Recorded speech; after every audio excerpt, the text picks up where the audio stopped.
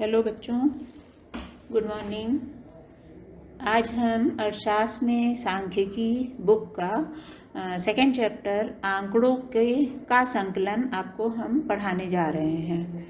इस लेसन में आंकड़ों के संकलन से क्या तात्पर्य है, पहले ये समझ लीजिए। आंकड़ों को विभिन्न स्रोतों एवं विभिन्न तरीकों से प्राप्त करने की प्रक्रिया को आंकड़ों का संकलन कहते हैं। सांख्यिकी अनुसंधान मतलब खोज। जब आंकड़ों का संग्रहण से लेकर निर्वचन तक की सभी क्रियाएं अपने क्रमानुसार पूरी हो जाती हैं तो ये प्रक्रिया सांख्यिकी अनुसंधान कहलाता है। सांख्यिकी अनुसंधान केवल उन्हीं समस्याओं से संबंधित है जिनका संख्यात्मक विवेचना संभव हो, जैसे व्यय, आय, जनसंख्या, गरीबी, बेरोजगारी इत्यादि। सांख्यिकी अनुसंधान केवल उन्हीं समस्याओं से संबंधित नहीं होती जिनका संख्यात्मक विवेचना संभव ना हो, जैसे बुद्धिमत्ता, सुंदरता, लालच आदि। फिर आता है आंकड़े। किसी समस्या से संबंधित संख्यात्मक तथ्यों के समूह के विस्तृत रूप को आंकड़ा कहते हैं।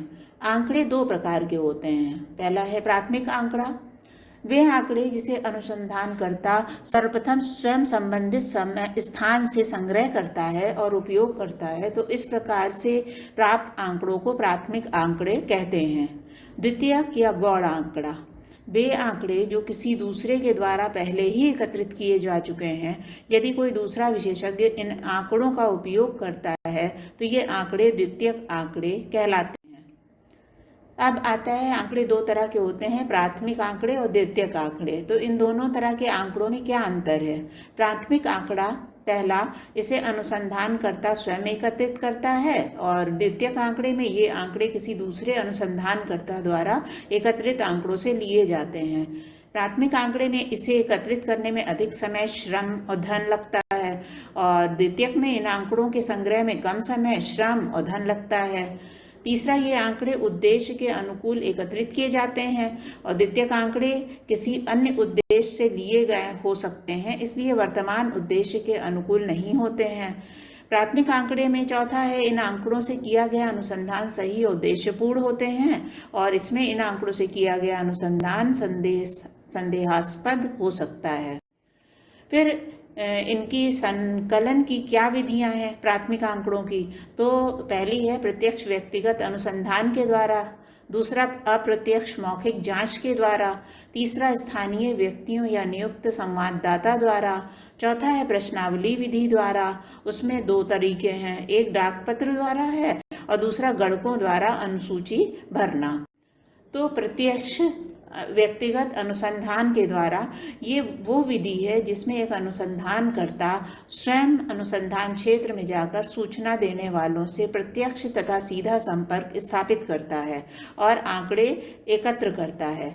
उपयुक्तता, उस क्षेत्र के लिए ये उपयुक्त है जहाँ क्षेत्र छोटा हो, जहाँ आंकड़ों की मौलिकता अधिक जरूरी हो, फिर जहाँ आंकड़ों की शुद्धता अधिक महत्वपूर्ण हो, फिर जहाँ आंकड़ों को गोपनीय रखना हो, पांचवा है जहाँ अनुसंधान में गहन अध्ययन की आवश्यकता हो। इसके गुण हैं, इससे प्राप्त आंकड़ों में परिशुद्धता अधिक पाई जाती है। एक ही व्यक्ति द्वारा आंकड़े लिए जाने के कारण आंकड़ों में एक रूपता पाई जाती है।